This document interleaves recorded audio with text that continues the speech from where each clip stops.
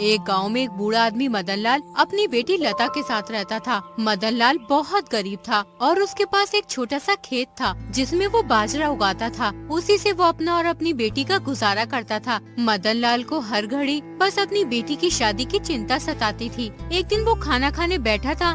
पिताजी, लीजिए एक रोटी और खा लीजिए। नहीं बेटी, बस अब मन नहीं है। ये क्या पिताजी, कई दिनों से देख रही हूँ आप ठीक से खाना नहीं खा रहे हैं, क्या बात है? बेटी, तेरी उम्र शादी लायक हो गई है। तू 20 बरस की हो चली है। ऐसे में मुझे तेरी शादी की चिंता दिन रात सताती है। किसी से भी शादी के लिए बात करता हूँ तो उसे दहेज चाहिए होता है। मेरे पास ठीक से शादी की व्यवस्था तक के पैसे तो है नहीं, फिर मैं दहेज कहाँ से दूंगा? यही सब सोच सोच के तो मेरी भूख, प्यास, नींद सब उड़ चुकी है। तो पिताजी, आप इतनी चिंता क्यों करते हैं? शादी नहीं होगी तो क्या हुआ, मैं आपके पास रहूंगी ना, हमेशा आपका ध्यान रखूंगी। और वैसे भी शादी हो गई तो आप तो अकेले रह जाएंगे ना, इसलिए इतनी चिंता मत करिए और आराम से खाना खाइए।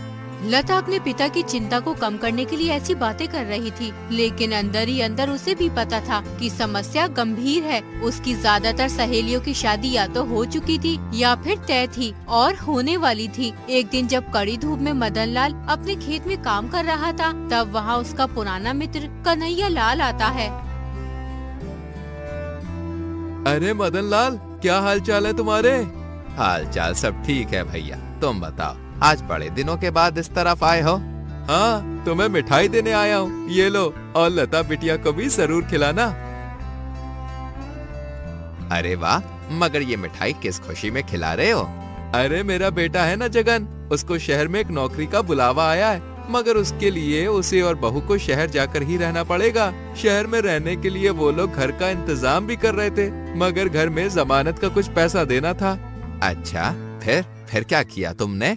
मदनलाल की रुचि कन्हैया लाल की बात में बढ़ रही थी। अरे करता क्या, इतनी अच्छी नौकरी थी, महीने का 20,000 देने को तैयार थे, तो कुछ ना कुछ व्यवस्था तो करनी ही थी। इसलिए अपने गांव का दम्मुक सेठ है ना, उससे सूद पर पैसा उधार ले लिया, उससे शहर में घर की जमानत दे दी। अब बेटा वहाँ नौकरी करके आराम से धीरे धीरे साल भर में पैसा चुका देगा। बस उसकी नौकरी लगने की खुशी में तुम्हें मिठाई खिलाने आया हूँ। अरे वाह, ये तो कितना अच्छा विचार है, मैंने पहले क्यों नहीं सोचा? क्या मतलब है तुम्हारा? मतलब ये कि मुझे भी मेरी बेटी लता की शादी करानी है, लेकिन पैसों की कमी के कारण अब तक कहीं बात पक्की नहीं हो पाई है। बस फिर समझ लो कि तुम्हारी दुविधा अब दूर हो जाएगी। तुम भी सेठ से सूद पर पैसे ले लो और धीरे धीरे चुका देना। लता बिटिया की शादी कराने में अब और देरी मत करो। इतना कहकर कन्हैया लाल वहाँ से चला जाता है। मदनलाल को ये विचार बहुत अच्छा लग रहा था। उसने तय कर लिया था कि शाम को ही सेठ धम्मुक के पास जाएगा और पैसे लेने की बात करेगा। शाम तक मदनलाल खेत में काम करता है और काम खत्म होने के बाद वो धम्मुक सेठ के घर पहुँच जाता है। मदनलाल को देखकर धम्मुक सेठ मदनलाल से कहता है, आओ आओ मदनलाल, कैसे आना हुआ? जी सेठ, वो मुझे अपनी बेटी की शादी के लिए कुछ पैसे उधार पर चाहिए थे, मैं अगले साल तक आपको पैसे लौटा दूंगा। हाँ हाँ, क्यों नहीं, बताओ कितने पैसे चाहिए तुम्हें? जी यूं ही कोई 50,000 रुपए चाहिए। ठीक है, 50,000 पर एक साल का 10,000 का सूद लगेगा। धम्मुक सेठ की बात सुनकर मदनलाल चौंक जाता है। वो दबी हुई आवाज में कहता है, 10,000 का सूद, ये तो बहुत ज्यादा है सेठ जी, मैं गरीब किसान हूँ, इतना ज्यादा सूद कैसे दे पाऊंगा? तो इसमें मैं क्या कर सकता हूँ भाई, मैं भी यहाँ 2-4 पैसे कमाने के लिए तो बैठा हूँ ना। अगर मैं कम सूद पर पैसे बांटने लगा तो भला मेरा क्या ही फायदा होगा? तुम्हें लेना है तो लो, वरना यहाँ से चलते बनो। बहुत लोग हैं जो खुशी खुशी ये सूद देने को तैयार हो जाएंगे। अरे तुम्हारी जरूरत के समय में मैं तुम्हें पैसा दे रहा हूँ, मेरा एहसान मानने के बजाय तुम मुझे ही सिखा रहे हो। नहीं नहीं सेठ जी, ऐसी बात नहीं है। अच्छा ठीक है, आप मुझे पैसे दे दीजिए, मैं सूद चुकाने को तैयार हूँ। सेठ ये सुनकर खुश हो जाता है। उसे भी पता था कि उसने बहुत ज्यादा सूद पर मदनलाल को पैसे उधार दिए थे, लेकिन ये उसका रोज का काम था। गरीब और बेबस लोगों को बहुत ज्यादा सूद पर उधार देकर वो खूब पैसा कमाता था। पैसा लेकर मदनलाल वहाँ से अपने घर जाने के लिए निकल जाता है। रास्ते भर वो खुद से बातें करता आ रहा था। अब क्या करता मैं, पैसे तो चाहिए ही थे ना, ज्यादा सूद तो ज्यादा ही सही, कम से कम अब किसी भी घर अपनी बेटी का रिश्ता लेकर तो जा पाऊंगा। पहले तो लोग ये सुनकर मुंह बना लेते थे कि मेरे पास पैसे नहीं है। अरे बस एक बार लता का घर फंस जाए तो फिर मैं चैन से रह पाऊंगा। सोचते सोचते मदनलाल घर पहुंच जाता। वहाँ पर लता उसका इंतजार कर रही थी। पिताजी, आज आने में बड़ी देर हो गई आपको। मैं कब से आपकी राह देख रही थी। और ये हाथ में क्या है आपके? ओ ये, अरे ये तो कुछ भी नहीं, ये तो बस खेतों में डालने के लिए खाद है। अच्छा जल्दी से खाना लगा दो बेटी, बहुत जोरों की भूख लगी है। अरे वाह पिताजी, आज तो आपकी भूख प्यास वापस आ गई। चलो ये तो बहुत अच्छी बात है, मैं अभी खाना लगाती हूँ।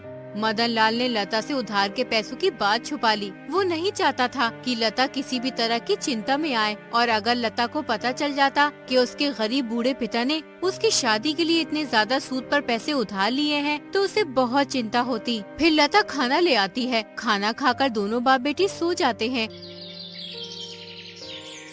अगले दिन मदन तय करता है कि वो अपना पैसा जाकर पड़ोस में स्थित बैंक में जमा करवा देगा, क्योंकि उसके गांव में चोरी चकारी बहुत होती है। गांव से सटा एक जंगल था जहां पर सभी चोर रहते थे, इसलिए कोई दिन में भी उस जंगल के आसपास नहीं जाता था। जल्दी जल्दी चलता हूँ, मुझसे तो सब्र ही नहीं हो रहा।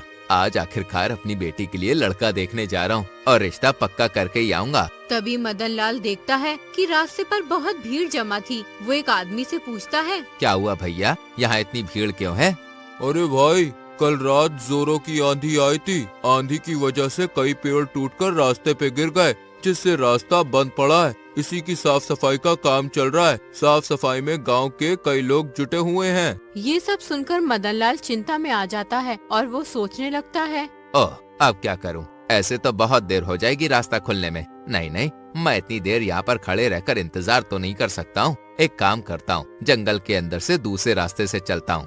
मदन लाल को एक रास्ता पता था जो उसे जल्दी पहुंचा देता, इसलिए वो चल पड़ता है। लेकिन मदन लाल की किस्मत में तो कुछ और ही लिखा था। जैसे ही वो कुछ दूर चलता है, अचानक से उसके सामने जंगल में चोर आ जाते हैं। उन्हें देखकर तो मदन लाल का कलेजा जैसे मुंह को ही आ गया था। अरे वाह, आज तो कुआं खुद चलकर प्यासे के पास आया है। हाँ, वरना कोई जंगल के रास्ते से आता जाता है, लेकिन इसने आज आकर हम पर बड़ी मेहरबानी की है। अब इसे लूट कर कुछ दिन तक तो हम मजे करेंगे। कुछ नहीं तो इसके पास से इतना पैसा तो मिल ही जाएगा कि हफ्ते भर का गुजारा हो जाए। मदन लाल की ये सब देखकर सिट्टी पिट्टी गुम थी। उसके मुंह से एक शब्द नहीं निकल पा रहा था। एक चोर आगे बढ़ा और मदन लाल की थैली छीन ली। थैली में धम्मुक सेठ से उधारी पर लिए हुए पैसे थे। अरे नहीं भाइयों, एक हफ्ता नहीं, अब तो लगता है कि कई महीने कहीं चोरी ही नहीं करनी पड़ेगी। ये देखो कितना सारा माल है। लगता है कि कम से कम लाख रुपए हैं इस थाली में। सभी चोर ये सुनकर खुश हो जाते हैं, मगर मदन लाल की आंखों से आंसू बहने लगते हैं। मैं बहुत गरीब और मजबूर बूढ़ा हूँ। ये पैसे मैंने उधार लिए, इनसे मुझे अपनी बेटी की शादी करवानी है। मुझ पर रहम करो, ये पैसे मुझे वापस कर दो, वरना मैं बर्बाद हो जाऊंगा। अरे तो हम सब भी तो मजबूर हैं, क्या करें? चोरी हमारा धंधा है। अगर तुम्हें जाने दिया तो ये तो धंधे के साथ बेईमानी होगी। मदन लाल गिड़गिड़ाता रहा, मगर चोरों को उस पर जरा भी तरस नहीं आया और वो उसका पैसा लेकर वहाँ से चले गए। इतनी तो मदन में शक्ति और हिम्मत भी नहीं थी कि वो चोरों से लड़कर अपने पैसा वापस ले पाता। मदन लाल को ऐसा धक्का लगा था कि वो जमीन पर बैठकर रोने लगता है। हाय रे, ये क्या हो गया मेरे साथ? वो चोर तो सब कुछ लूट कर ले गए। उस पैसों को तो मैंने कितने भारी सूद पर उधार लिया था। अब तो हाथ में पैसे तक नहीं है, मगर उसका सूद तो चुकाना ही पड़ेगा, और वो भी मूलधन के साथ। क्या करूँगा अब? कहाँ जाऊँ, किसे बताऊँ ये सब? हाय मैं बर्बाद हो गया। अब मेरी बेटी की शादी कभी नहीं होगी। मदन लाल की हालत बहुत दयनीय थी, लेकिन उस जंगल में उसका रोना सुनने वाला कोई भी नहीं था। कुछ देर के बाद जब अंधेरा छाने लगा तो हिम्मत करके मदन लाल उठा और वापस अपने घर गया।